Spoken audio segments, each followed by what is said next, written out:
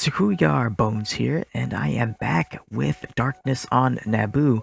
It was supposed to be session 6, however, a lot of my audio files, in fact, all my audio files, got corrupted for the session here, and I lost a few of the video files as well.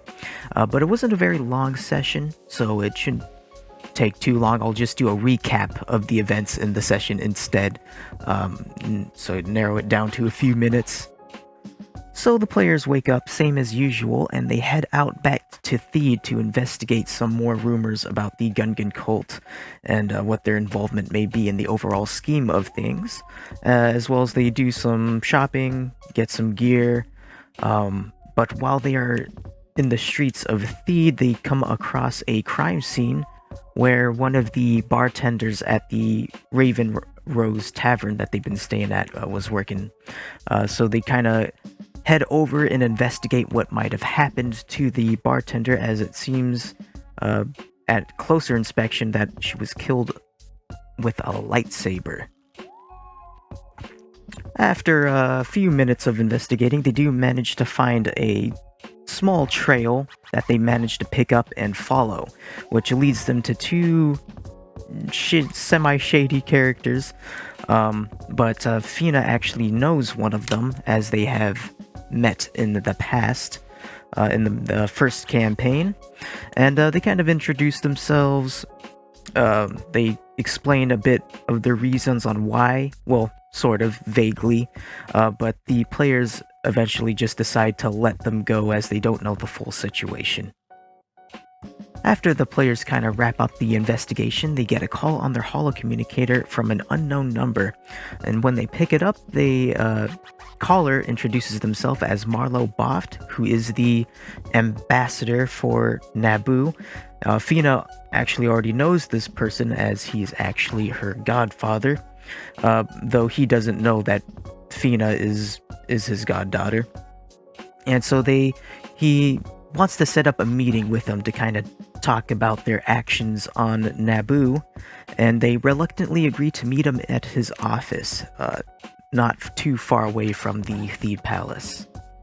So the players go to his office and they start the meeting. They see Marlo and his Mandalorian bodyguard, and the players kind of talk, ask questions why they're there, and Marlo explains that he's aware of the rebel activity and their actions, and he's actually been the one who's been covering it all up and keeping it from the Empire's eyes, even though it's like pretty blatant, but he's been able to keep it under wraps.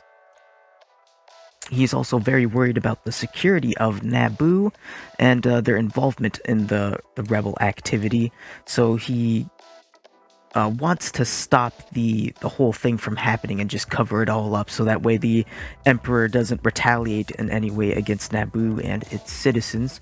So he offers each of the players whatever they want, or to complete their goals, as he offers Yuka to wipe away all of his debt from his gambling addiction, and any bounty he may have with the Bounty Hunters Guild.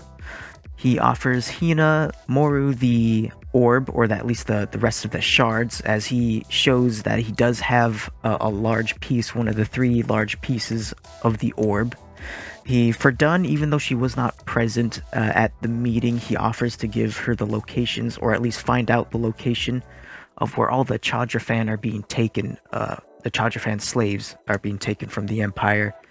And for Fina, he actually doesn't know much about her.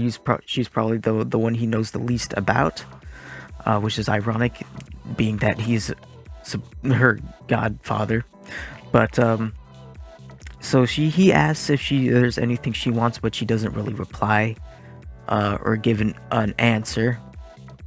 But after that, the meeting, he lets them think on it. He lets them know that if they do anything more to harm Naboo, basically, that he'll hunt them down, and if they take his deal and then come back, then, well, same deal. So it's like a half deal, half threat. Leave my planet and don't have anything to do with the rebellion.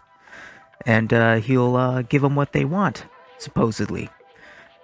So the players don't know whether or not to trust him, or even if it's worth it. Some of them are there just for money, like Yuka. Some of them are there on a mission, so it just depends on the players. So they head back to Pashtu village to rest up once again, get some repairs from Unski, see if he has anything worth buying or crafting. And then they head off to their living quarters, and that's kind of where we end the session at there. Like I said, not a very long session. It was, since we didn't have one of our main players there, we kind of wanted to just take things a bit more casual.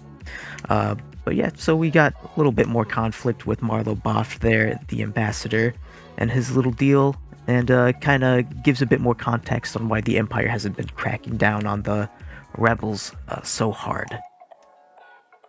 But anyways, that is going to be it for this small recap of events in Session 6. I do have Session 7 all recorded, and as far as I can tell, all the audio's there and everything's fine. So it was just this one freak accident. But anyways, thank you guys for watching and listening, and I'll see you in the next one. Bones out.